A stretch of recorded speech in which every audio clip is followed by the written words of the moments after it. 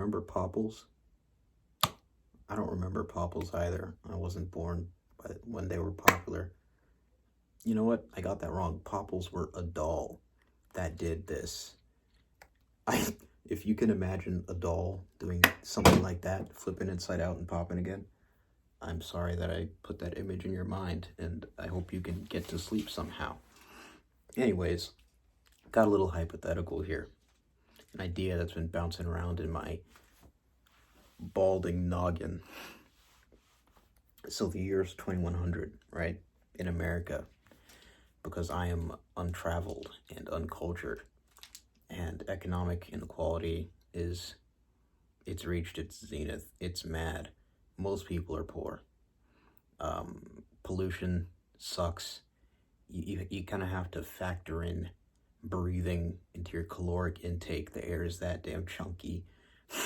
The coastal living is for the poor, right? The poorest of us live on the coast, near the coast, because it's lost all of its value. If you're really rich, not really rich, if you're upper middle class, there are very few of those people. You live high up in the mountains. Food is scarce. The population is, stagnant in most third world, in most first world countries, but, rising rapidly in third world countries. We've got about 9.5 billion of us in this hypothetical. Now, say you happen to be very wealthy in this time. Say you're a millionaire or a billionaire. You see the world around you and see that it's not great. There's already been a war. Why stick around here? Robberies are a daily occurrence. Crimes in broad daylight aren't even, you won't bat an eye at it. You see terrible, terrible things daily that you'd only catch on Live Leak in like 8th grade. That's a daily occurrence. So you're like, okay, you know what? I don't gotta live here. I hear Jeff Bezos has some space hotels floating around in orbit. You know what I'm gonna do? I'm gonna pack my bags and I'm gonna go live there. And then some other billionaires, all your millionaire friends, they go, you know what? That's not a bad idea. And they all go to live in orbit. They've got all their food and water ferried up to them on rocket ships. They've got all their leisure up there. You got movie theaters, indoor tracks, the whole shebang. You got pools, you got hookers and blow. I mean, space hookers, laws don't exist in space. That's actually a good question. Do laws exist in space? I guess if you're in Earth's orbit, Earth's laws apply to you. Anyways, yeah, so you live in space. And not only do all of your millionaire buddies live in space, but politicians do as well. They are not very receptive to their voter base, and they're constantly under attack. It's very dangerous to be a politician on Earth. So you go on up into space as well, on a discount, because you're a politician in this hypothetical. And, if you do need to hear from your voter base, you would obviously listen to them virtually. You would basically get the 21st century, that's not 21st century, 22nd century version of, God damn it, I got so far in this video just to get off track. What I'm trying to say is, you got the billionaires in space, and you got the poor people down here, and the rich people, when you want to talk to the rich people, you got to communicate them with your phone. You write with your phone, you type up a message to them and say, conditions here aren't great. Can you implement X? And you text it over to them, and they're in space, right?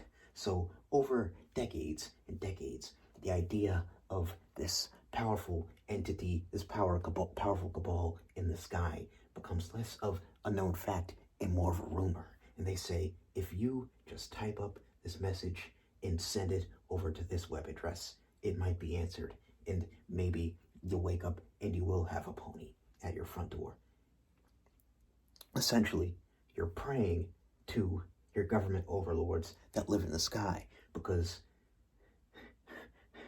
life on Earth is so crap, and and and it's like they essentially become gods. So I'm thinking, what if that's already happened before?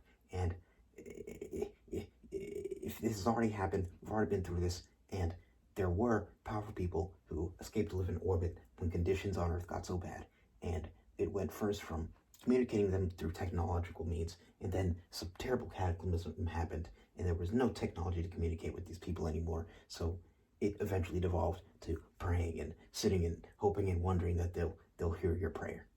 It's basically what I'm trying to say.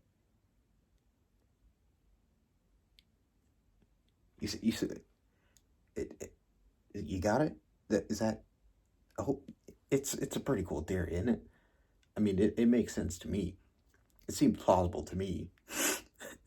I'm a rational guy, right? If you're a rational guy, you agree with what I just said there. But if you're one of these irrational people, you probably just thought, oh man, look at this poor soul rambling in his room at 10 a.m. But, real ones know. Real ones know. That's all I gotta say about that. Go ahead, laugh. You laugh now. Just wait. Swear to God, it's going down. Swear to God. I don't have anything else to say. I just think that's such a cool idea. Like, someone's got to make that into a movie, or a show, or a reality, or a book. Like, come on, it's like, of course it's gonna fucking happen. Like, it seems like the only rational course of action. Unless things magically to get better, which I don't think is terribly likely. Politicians in space, billionaires in space. I don't know how to end videos, so just click off if you would, and I will cut this off. How's my eye contact? Does it look like I'm looking you in the eyes right now? I'm staring at an iPhone on a stick. It's very awkward.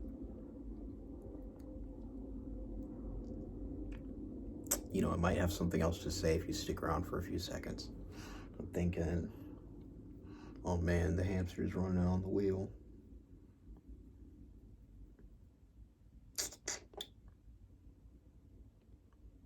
Yeah. Oh man, I got another one. Let's hear this.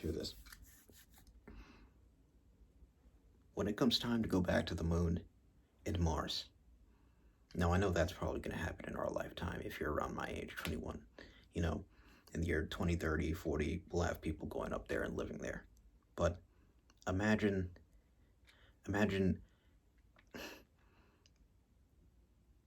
things get difficult on the moon. Let's talk about the moon for now. And you can't just get by with sending astronauts up there. They're kind of nerdy guys. I'm stereotyping here, but they're kind of nerdy guys. You can't give them a shovel and expect them to dig up the moon and, do shit like that. You've got to have some manual labor, and robots aren't that advanced yet. So you know what you do? You have a bit of a sweepstakes. No, not a sweepstakes. You get prisoners on Earth, and you say, all right, we'll put you through this little ragtag astronaut program, train you up, tell you how to not die. And if you go to the moon and you're willing to do some moon mining and some moon construction, we'll lower your sentence. And they're like, hell yeah. So you start ferrying a bunch of prisoners up to the moon, and before you know it, you've got lunar slave colonies. But it's not really slavery, is it? Because they're getting their sentences cut. You could do the same thing with Mars. Just send prisoners up there, bruh, for the low cost of their freedom. You know what I mean? Serve your time on the moon or Mars. If you did a murder down here and you're serving 20 years, go do some Mars. Go do your rounds on the moon. We'll cut it down to 10, man. Ain't no problem. I think that's rational. I think that could happen because we're gonna need someone's got to do it. You know what I mean? And you're not gonna put our greatest minds in danger. You know what I mean? So you just send the prisoners to the moon and Mars. Simple. Simple. Let's see what else I got in here.